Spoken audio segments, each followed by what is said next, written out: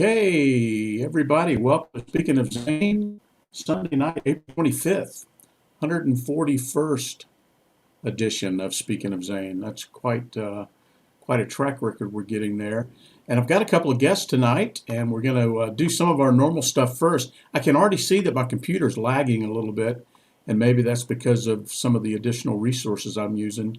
Somebody give me in the comments there, tell me that you can see me and hear me okay, and that'll make me that give me a lot of comfort that I have at the moment because of what I'm seeing on the screen. So hopefully we're doing okay. And I got Steve Shirley in there from the Omaha area. Ken's in from Orlando. Matt's in from Michigan. Dad's in from South Georgia. Hey, Dad. And we'll have more coming. That looks like a Facebook user there. That's probably Jim in Omaha. There's Daryl in St. Louis. All right, Steve said he's got my audio and video, so that's good.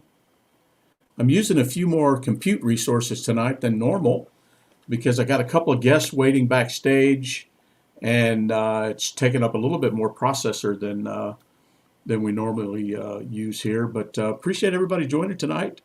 I've been anticipating this edition for a while. We've got a friend of mine that's going to join us and tell us a little bit about some activities that are going on at the National Museum of the 98th Air Force coming up for Memorial Day. We've talked about that a couple of times now, and I've kind of bit my tongue a little bit about what's going to go on so that we can have Jane come on and actually tell us that. I've got her waiting backstage. And Jim Miller is there from Omaha. All right, got a good crowd going. And remember, share this with your friends. Remember, we are streaming to my Facebook page, the Speaking of Zane Facebook group, as well as my channel on YouTube. So everything's recorded there, and you can share. You can even share the recording after the fact if there's some interesting content that you want to share with some of your friends or family. Feel free to share away or invite anybody to Speaking of Zane at any time.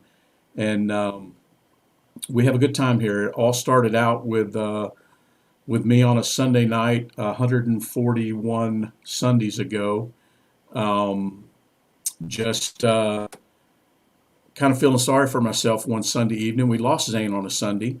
Sundays have never been the same since at our house. And I was just sitting and just felt the need to talk about him, and had never done a Facebook live stream at all, and did it on a Sunday night and spoke for, I don't know, 30, 40 minutes. I can't even remember. I have to go back and watch the very first one, but it felt good. It felt good to talk about Zane. We always talk about how a person dies twice, once when they take their last breath, and then again when their name is no longer spoken. And that's kind of how it came up with the Speaking of Zane name. And I just feel a sense of comfort to hear his name because that means that he's not forgotten. And boy, our time together on Sunday nights and the things that we do together as a group have grown and expanded since then, and I like to think that the awareness that we bring to things is helpful, and some of the fun challenges that we do truly can make a difference in someone's life. So let me give a couple shout outs here. There's my Aunt Paula down in the Tampa area. Let's see, I got a Facebook user there calling me Tommy. Well, I know it's a family member.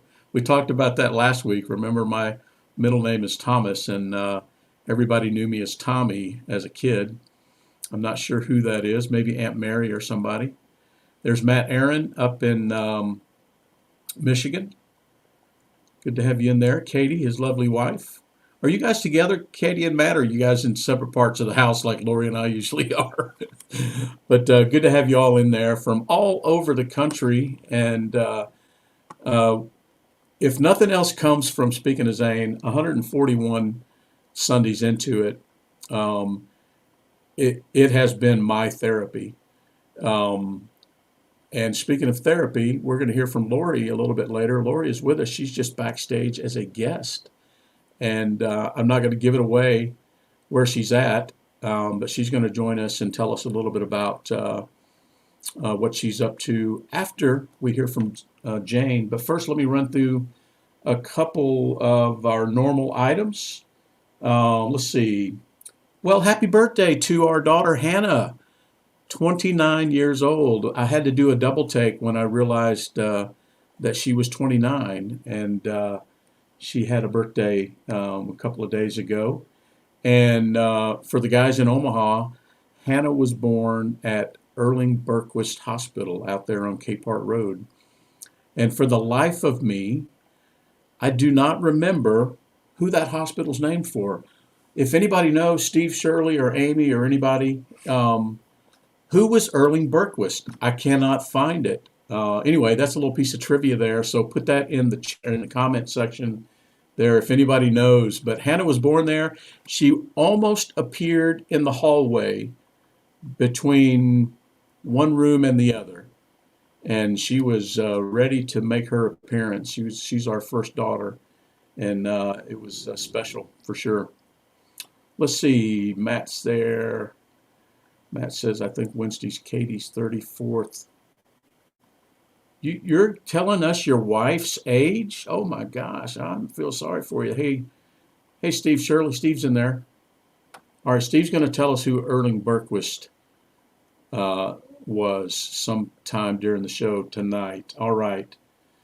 So happy birthday, Hannah Suzanne. Lorie is out of town. I'm going to let her tell you where she's at here shortly.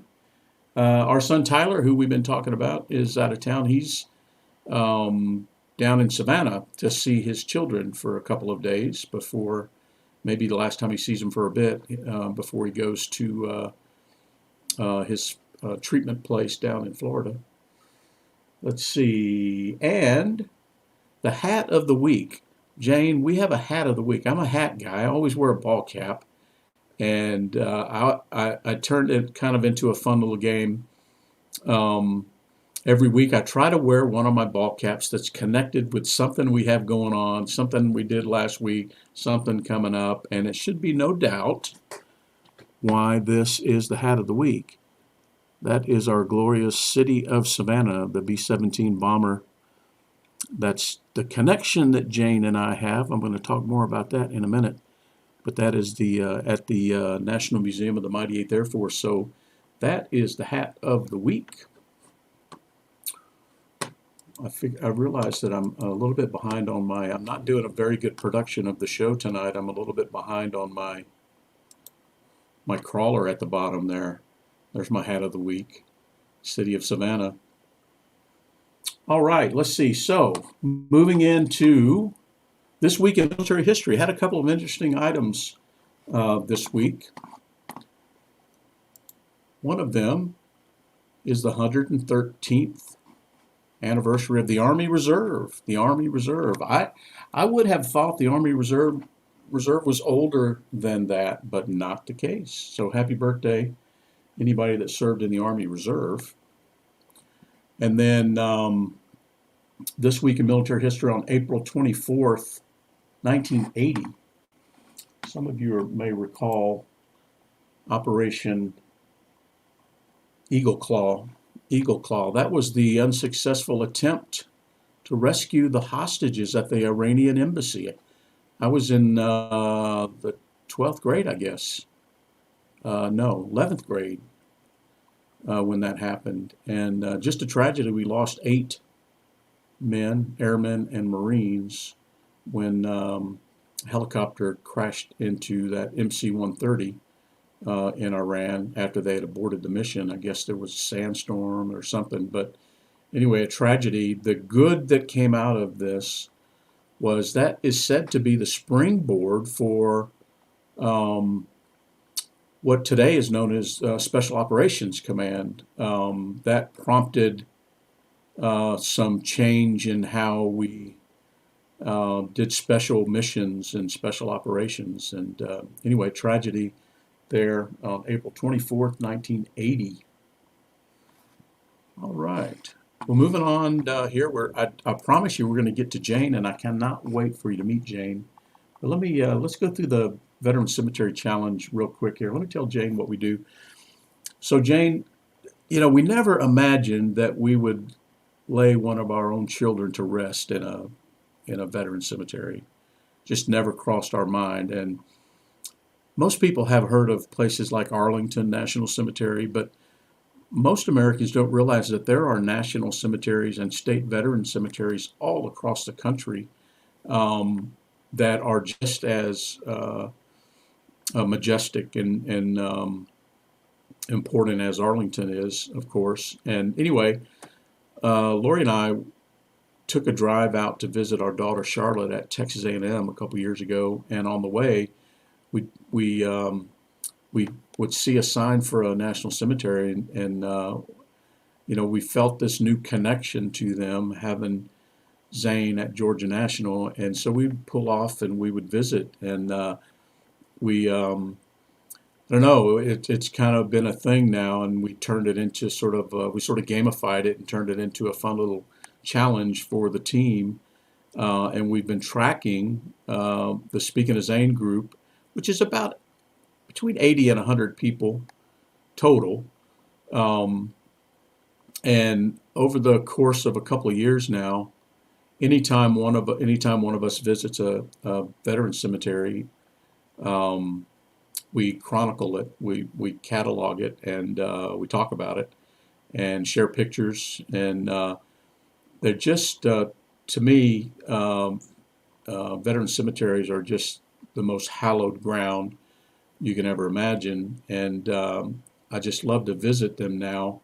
And the cool thing about them is they not only are they the resting place of our heroes, even ones that did not die in combat are heroes. They gave a portion of their life in service to this country, that time period in which they served.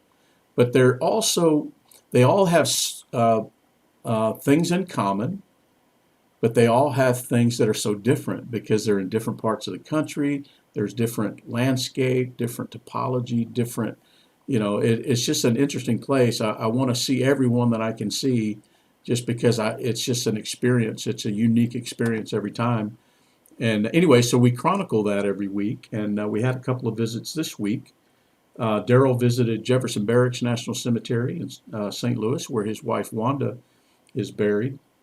And then Jim Miller visited Omaha National Cemetery, where our mutual friend Todd Vanderwerken is buried. And let's see,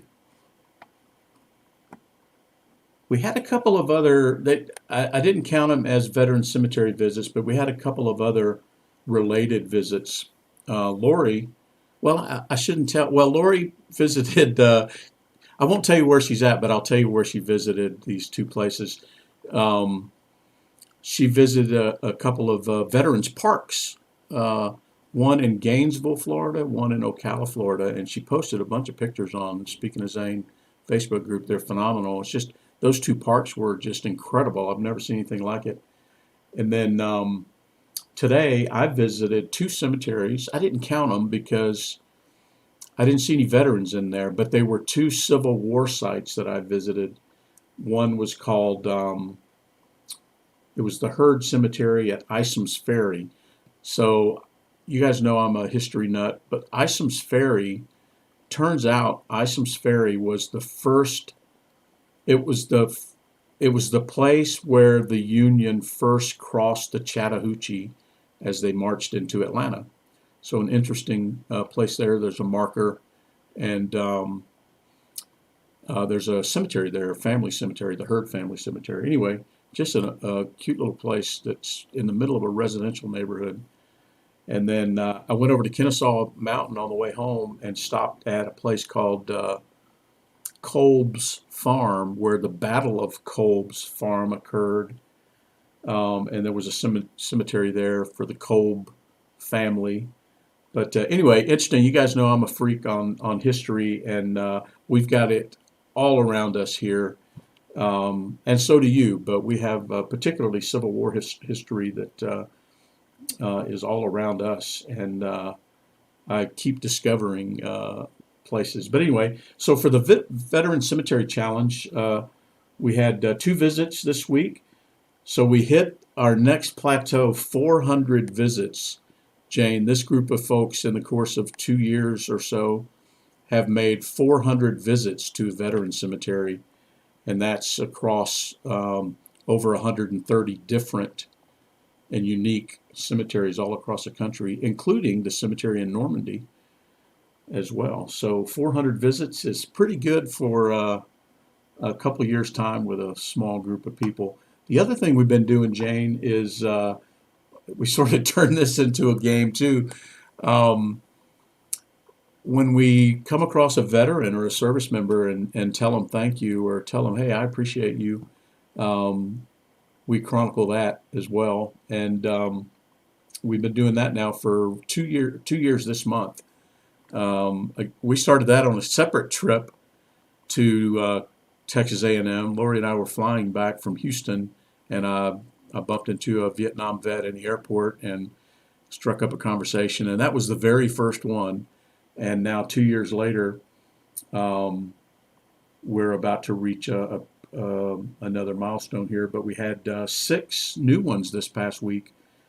Ken thanked an Air Force vet at the Sam's.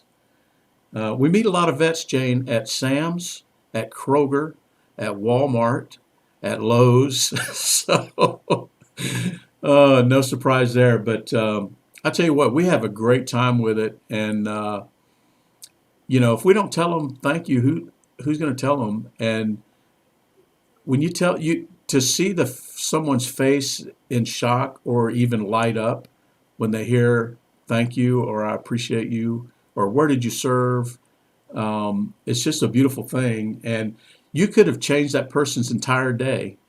And I would submit that in some cases you could change someone's life. With somebody coming to the realization that another human being gives a damn about them. Anyway, so we've been doing that now for a couple years, and Ken thanked an Air Force vet. Lorie thanked 3 veterans yesterday where she's at. I'll let her tell you about that. And then I thanked 2 more veterans at work, both female veterans. One, Shannon, was in the Army, and Jen was in the Marine Corps. Had a good chat with both of them. One of them I work with pretty much every day now, Shannon, and then Jen, I was interviewing her. But that was 2 for me, so 6 this week. And let's see, that takes us to, get this, Jane, 788 thank yous that this little group of people have made in 2 years. 788 times a veteran or a service member has heard from one of us, thank you, I appreciate you.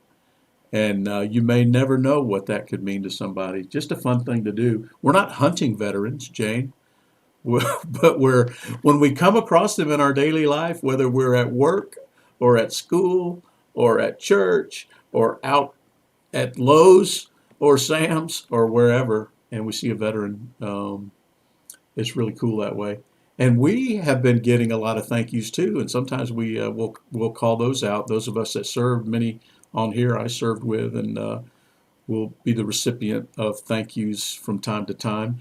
But let me look at the chat here now that I mentioned people I served with. Steve Shirley is telling us who Erling Berquist was. He was an Army physician, but I don't have any details. You don't have any details? Okay, here we go. Colonel Berquist was SAC Command General, perished in 1949 with the B-17. He was a passenger and crashed short of the runway at Offutt. Wow. Now how about that connection, Jane? He was killed in a B-17 crash. How about that? Thank you, Steve, for doing a quick research on that. There's my Aunt Cindy over in Alabama. Hey, Aunt Cindy. Good. Her friend from church, Matt Bruce, has been deployed to Honduras, I believe. And Aunt Cindy is telling us he is back. So Aunt Cindy told him thank you. So we'll add that one to the list, and that'll be 7 for us this week, 789 total. So how about that? Good to have you in there, Aunt Cindy. All right, let's see if I missed anything else in the chat here. Okay, my Aunt Mary confirming that that's her calling me Tommy. That's okay. I answered to Tommy. All right. Well, I'll tell you what, I'm excited to introduce our guest to you all. Let me tell you a little bit about her. I guess we've known each other now since I started working as a volunteer on the B-17 called City of Savannah down in Pooler, Georgia, at the National Museum of the Mighty Eighth Air Force. And Jane was the executive assistant for the CEO of the museum at the time, and this would have been 2010 or so when I got involved with the project. And Jane, and when you get to meet Jane, you'll understand why she's memorable. She is a dynamo, and she lights up a room. And we all had a really good time working with her there as volunteers at the museum. And she was involved in so many aspects of the B-17 project specifically. She took a special interest there, as her father was one of the lead project managers, Jim Grismer, and I've enjoyed getting to know Jim. Jim passed the 80-year threshold, didn't he, Jane, this last year? And anyway, what a great guy. But so Jane was always at the museum whenever we would go there to volunteer, and um, and this was the time when Zane was in Iraq, and somewhere along the way, I shared with her that Zane was in Iraq, and she always wanted to hear how Zane was doing. Always, and I couldn't wait to get upstairs and go tell her how Zane was doing. And anyway, so we struck up a friendship, and all these years later, still stay in contact. And she lives down in Savannah still, and she has moved on from the museum in an official capacity and is working in other things. She's very accomplished in a lot of areas of a lot of professional areas. But she is, and I'm going to let her tell you a little bit more about what she's doing now. But she is back affiliated with the museum. I believe I get this right, Jane, as a volunteer project manager now, and she happens to be leading the effort around the project that she's going to tell you about today. So without further ado, I'm going to bring Jane Grismer in. Hey, Jane. Hey, thanks for Good to. having me on the show. I want to start by offering you, Lorie, all the McDonald's, and all your friends online 788 thank yous for your How about service that? and all that you do. And I was always curious what a veteran would, what he thinks or she thinks when you say thank you for your service. So um, I would like to get in on that count and share them with you as we go. That'd be So, great. We'd love to yeah, have you. yeah. We'd love to hear about those. It's a great thing. So we Well, did meet in 2010. good. So I got that right. You got that Awesome. right. Yeah. Yep. And I will never forget, you know, when you came into the uh, the museum and you had someone with you, and his name escapes me. But right after you left, everyone was very like professional with you. And right after you left, they were all high fiving and like they won the lottery because you were coming in with the amateur radio club and you were going to connect the radio to the B-17. That's right. That's So right. that was a One of the big best. deal. It's been one of the best things that ever happened to me from a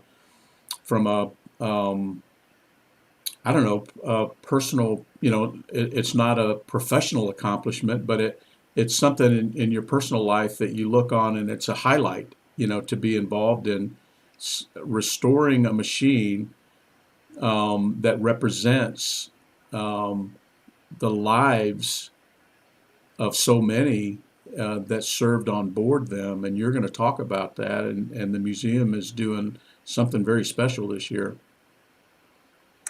Yeah. So you mentioned a quote when you first opened up about how veterans they die twice. I don't know. I'm gonna just ad lib that, but you die twice when you actually die, and then when people forget about you. Is that correct? Yeah, when your name is no longer spoken. Yeah. Right. So that very quote that I can't remember was said. at Paul Grassi's funeral yesterday morning. Oh, And nice. it stuck with me, obviously not verbatim, but it stuck with me. And it's always a sign when you hear something more than once that you need to look at it further. So, so the flag project, we at the museum are going to plant 26,000 flags on the back end of the museum, all the way leading up to when you pass it on I-95. So 26,000 for each airman that died from the 8th Air Force during World War II. So big project. It was John O'Neill's dream to do this, and he finally became chairman of the board. And his father, Father, yeah. John J. O'Neill, 482nd Bomb Group,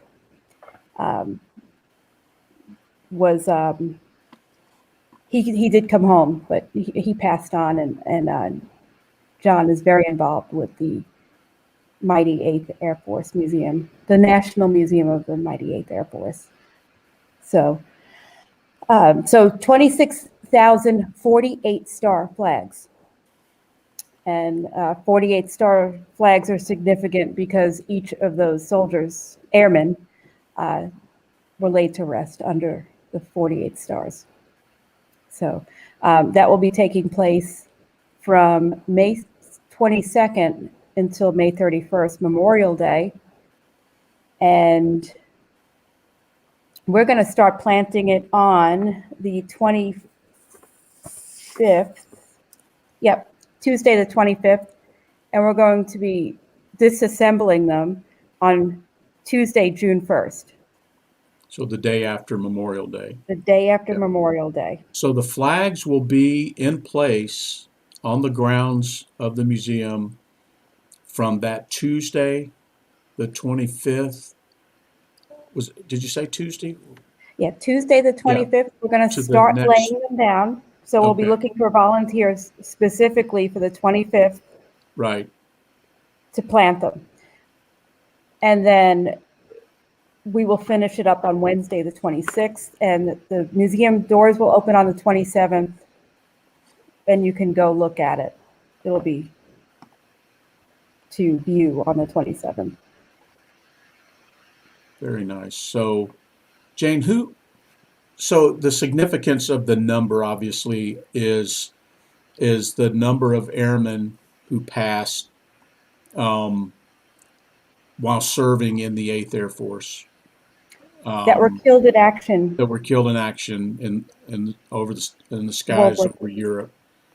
Exactly. And the museum has never done this before, right? Never done the mass flag placement. They have not done this before. Like I said, it was John's dream to have this done, and he called me, and I was race director for Tunnel to Towers for 8 years in Savannah, and I had just stepped down. A week later, the phone rings. It's John O'Neill, and it's when I said, I'm not going to volunteer for a little while. I think I'll take a year off. I took a week off, and we started rolling with it, and Wow. it's been great. See, that's what happens when you do good work. Yeah, well, I'm going to show that I can't do good work after this one. So Yeah, nobody after else this can one, think just to take a little break. Yeah. yeah. Well, Jane, I remember when we were early in the B-17 restoration, um, we decided somewhere along the way. I don't remember whose plan it was, but we got involved as an amateur radio group Mhm.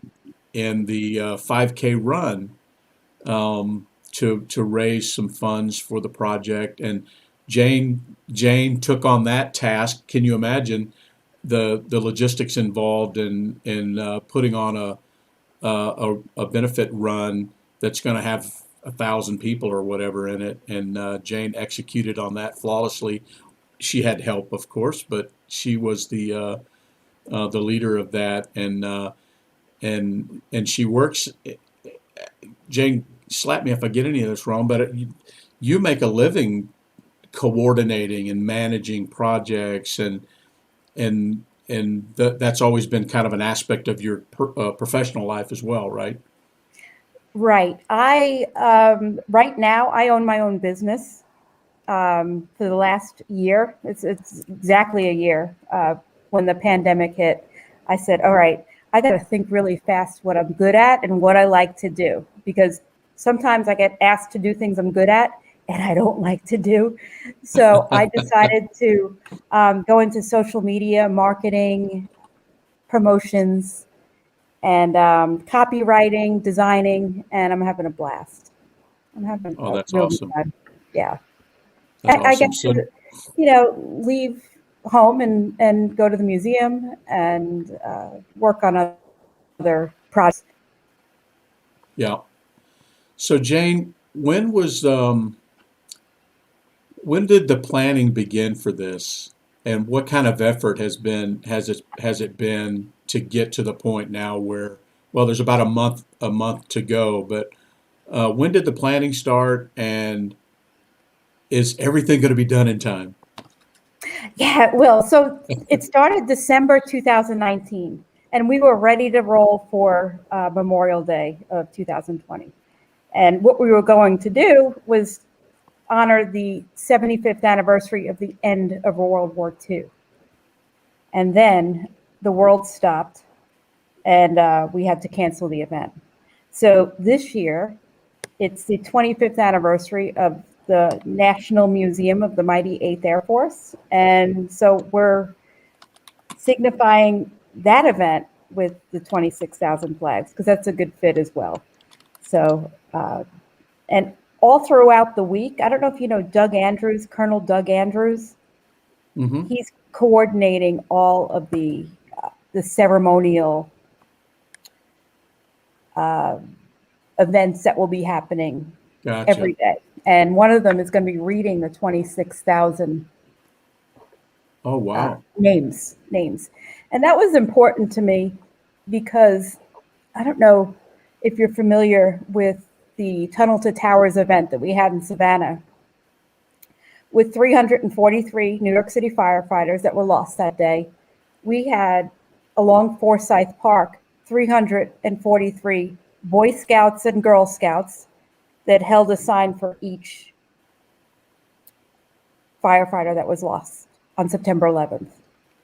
And I think that's the heart of an event, is to get to the center of what it's about and the human aspect of it. And so that was important to me to either, well, my dream was to have the names scrolled in lights in the dark as planes are passing. They're Right. seeing all these names scrolled, but I think it's impossible. Or if anybody's listening and can think of a way to do that, that could be a second year Right. plan for us. Yeah. But what's really important, and if you go to the Facebook page, our 9/11 Bravest, that's my Facebook page, that came from the Tunnel to Towers Savannah. It tributes.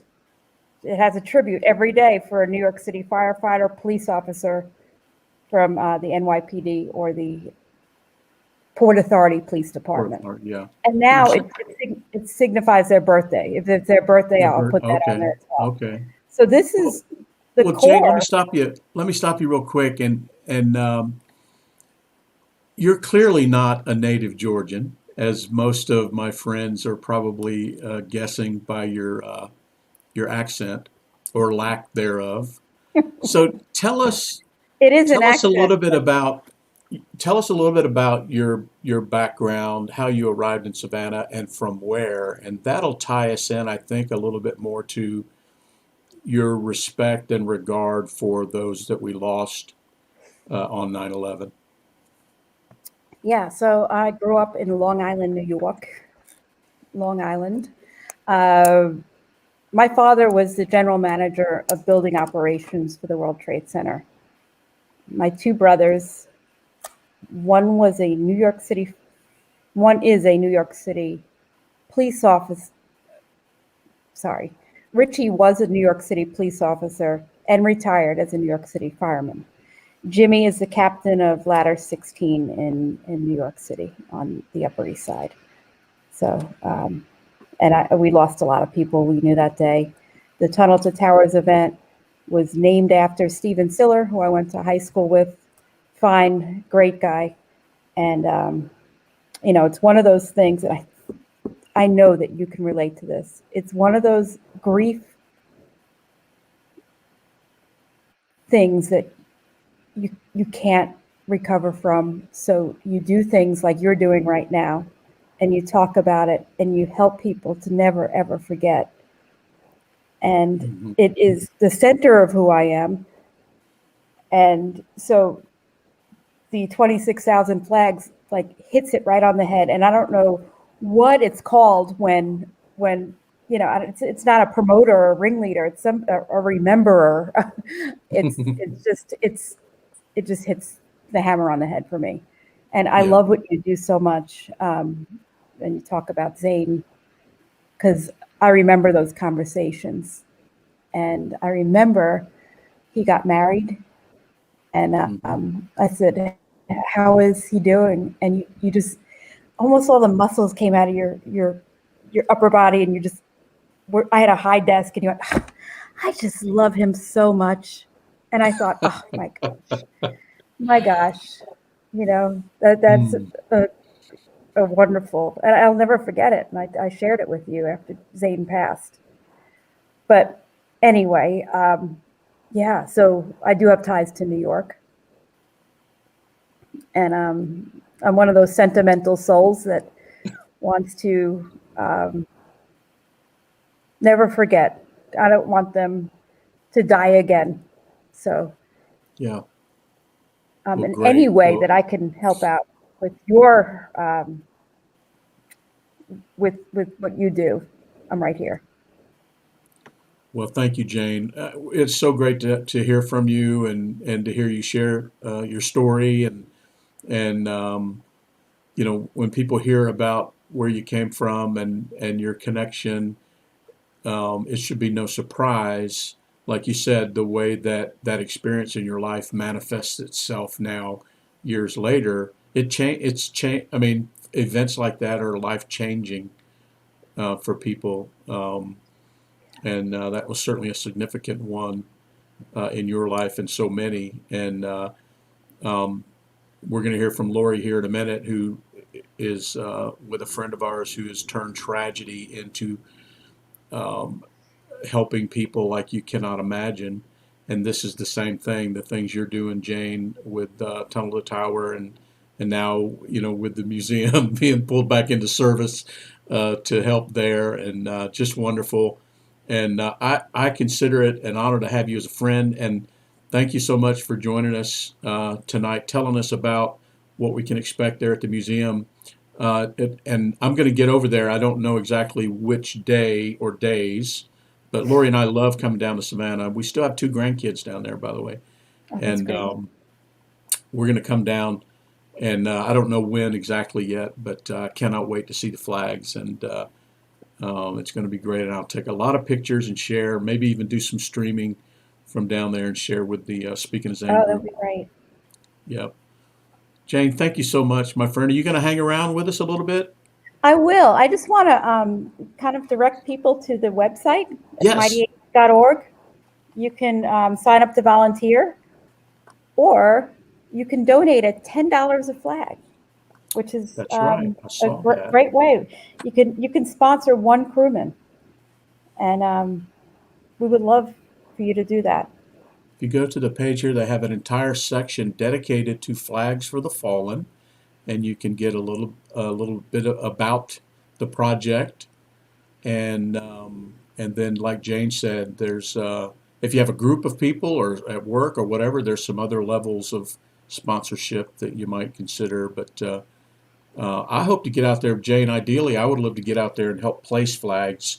I'm hoping my schedule will accommodate that, so I will certainly give you some heads up if I'm going to be when I'm going to be there, because I'd love to see you. That would be wonderful, because we need volunteers, and we would love to see you. I mean, it's a big day when Guy McDonald walks into the museum and gets to have lunch with us or whatever we're doing Um, that day. well, you know what's so exciting, Jane? All these years later, the connection I still have with the museum, not just because there's a radio station on board that I look after still, right? But now Jeff Hoops and I are involved in a project with some engineering students at the South Dakota College of Mines that are building um, a project to allow the remote control of the ball turrets, the nose turret, the flaps, the bomb bay doors. And Jeff Hoops has invited me, and Jerry McLaughlin have invited me to be part of that team. And so that gives me yet another reason to come down there and help. And you know, I love hanging out with Jerry and Jeff. Oh, they both love you. So, did you say the University of South Carolina? South Dakota, actually, South Dakota It's mines. amazing the legs on this project that has Well, just. so the connection there is, and I'll get more into detail about this as the project unfolds with the group here, but it turns out the professor of this engineering class is the nephew of the owner of the plane. Oh, Remember the it spent Cubs. time in South Dakota? Yeah, Cubs. yeah. How about that? That is great. Yep, That is wow. That's wonderful. it's amazing, Great. amazing. All right. Well, I can't wait to bring Lorie in here. We got about 15 minutes left, and she is waiting patiently there. I see her looking at me like, hurry up. She's in the background. You can't see her yet. But Jane, I'm going to put you behind the scenes here again All and right. bring Thank you, Lorie in. everybody. We hope to It's see been you out great, Jane. there. Thank you so much. All right. I'm going to take Jane down and bring Lorie in. There's Lorie. Hey, everybody. Can everybody hear me okay? You sound great. Yeah, I can hear you. Okay. Jane, thank you for the information and the flag placement. I happen to be a flag placer kind of person. Um, when you're not supposed to be, I do it anyway, um, pertaining to last year. So, Yeah, let me tell Jane what that's about in case she doesn't remember. okay. Last year, Jane, last year, during Memorial Day, you know, typically at a national cemetery, they do the flag placement. They place a flag at every headstone.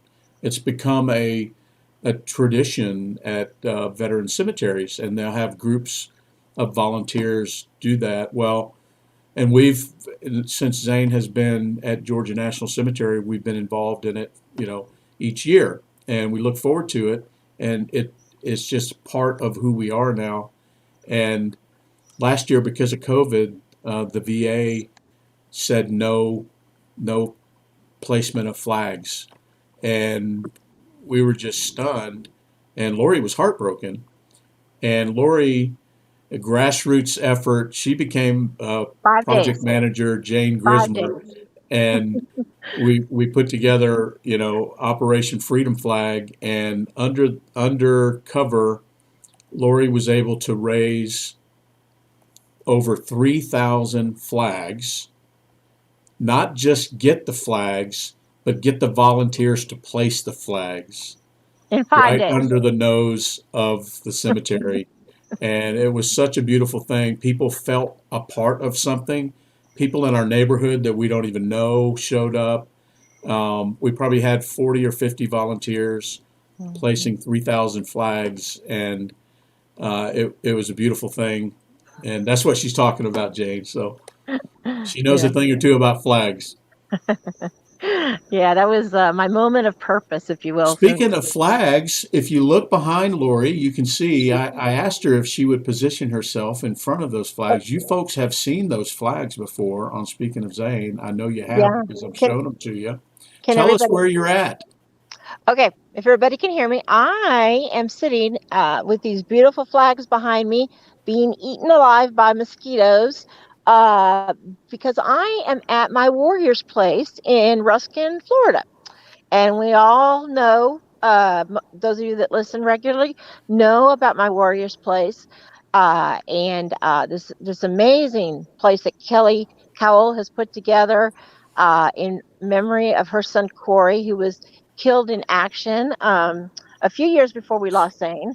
And she's taken this from nothing. Literally, she had nothing and built it up to be a retreat, a place to come, not just for veterans, active duty, their families, also first responders. It doesn't, you don't have to be in the military, police, firefighters, EMTs, anybody that serves in that capacity and their family who needs a place to go recharge, regroup.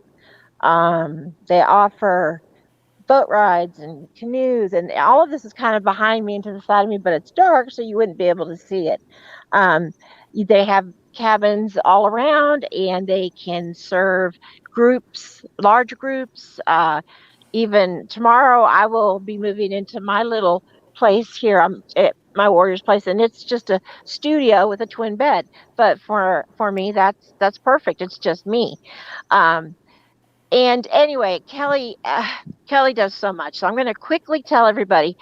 I came here. A guy and I've come here before, and we'll come back as often as we can because we love Kelly and we love what she does here, and frankly, we love coming here. It's very peaceful. It's just beautiful here, and even with the mosquitoes. Uh, anyway, had gotten to a point. Guy has my speaking of Zane, and that is, I will call that his purpose, and his way of dealing with his grief, and he said as much, and it's wonderful, and I'm so I've been looking for my purpose since we lost Zane, and I just haven't been able to find it. The flag thing that I pulled off last year, was the first thing I had really accomplished since Zane lost, that made me feel not special, but just like I did something finally that Zane would have stood back and said, "All right, thanks, Mom. I knew you could." I just, it was the one time that I had some purpose, since we had lost him, and I'm still trying to find my spot, my thing, whatever it's going to be, because I think every parent that loses a child or a spouse, that served in the military or in battle, uh, they feel like afterwards, at least we do, Kelly did, that you want to make make that loss matter, if that's even possible. Um, do something to remember your child, and also all the others that went before them, after them. Um, so anyway, I just haven't really given myself permission over the last 5 years or so, to embrace, accept, uh, what's happened, the fact that we've even lost our son. I've been very busy the last 5 years. Within about a month after he passed, you know, we had grandbabies coming, and a single mom, our daughter, and I mean, it's just been one event after another that involved me directly. Um, and what that did, though, was that put me in a position where I didn't really have time to process. I didn't have time to think about my purpose a whole lot because I was so busy just doing other things for the immediate family and the kids, but at the same time I was neglecting me. I've been holding up very well, but lately the cracks were beginning to show, and I was having a hard time coping. Just day to day, I found myself breaking down in tears, and you know, just not in a good place mentally. So anyway, long story short, I called Kelly Cowell, and I didn't really. I was calling her just to say I need some help. need to reset. I need to get away for a few days, even just to kind of clear my head and get my mind where I need to be for my focus, I guess. And she said, come on down whenever you want. Tell me when you want to come, and I'll make sure you've got a place to stay. And if there's no place at my warrior's place, you can stay with me. That's how gracious she is. So it was arranged that I could. They had a place open up for me here tomorrow. Uh, but then Kelly, in talking to Kelly about why I wanted to come, she stopped me and she said, "Well, can you come on Friday instead of Monday?" And I said, "Sure." She said, "Okay, because I have an event going on Saturday, a workshop, and I really think you would benefit from being there." Kelly has, since losing Corey, has become very involved in grief workshops. She's a licensed grief counselor now, amongst other things. Um, so she does a lot of other work outside of my warrior's place to help our heroes in many capacities. So she mentioned this workshop, I guess is the best thing to call it, and she said I would really benefit from it, and you know come. And she mentioned fire walking, and I thought she was kind of joking. So anyway, last week I left home and went down to our in-laws in Fitzgerald, Georgia, Guy's family, and spent the week with Sharon, my sister-in-law, and Guy's dad and Guy's mom, and that was fun. I love going there, and Sharon and I have been best friends for 37 years. And then headed on down here. The Fitzgerald's kind of a halfway point. So I headed down here Friday and got to Kelly's house Friday afternoon, evening. And on the way down here is when I stopped at those veteran parks, which were, by the way, absolutely gorgeous. If you all get a chance to go to either one of those, especially the one in Ocala, go. It's beautiful, absolutely beautiful, and you could take your family and bring a picnic. And I just can't. I'm just shocked at what a beautiful place that both of them are. Anyway, okay, so here I am, and the workshop was yesterday, and I can't tell you, any of you, how much yesterday did for me. Uh, I did things I didn't think I would ever do. Out of fear-based things. I mean, not horrible, but I realized that I can't, and I don't think I should, or I'm not strong enough, or I'm not able, are words that maybe I shouldn't use as much as I do, because there are things that I can do that I didn't think I could, and I proved that to myself yesterday, excuse me. Anyway, Kelly touched on things, her and the rest of her crew that help her, that I needed to hear about grief, about setting boundaries in your personal life, which is a huge issue for me, uh, and uh, and also communicating. And communicating, as we all know, if we're married, is not always easy. And it's sometimes, even if you've been married for 37 years, you don't always communicate well. And so, anyway, I am here, and I had a wonderful experience with the workshop yesterday. I would love, I'm hoping to get Guy to come down one weekend when she has these workshops and do it. It's very exciting.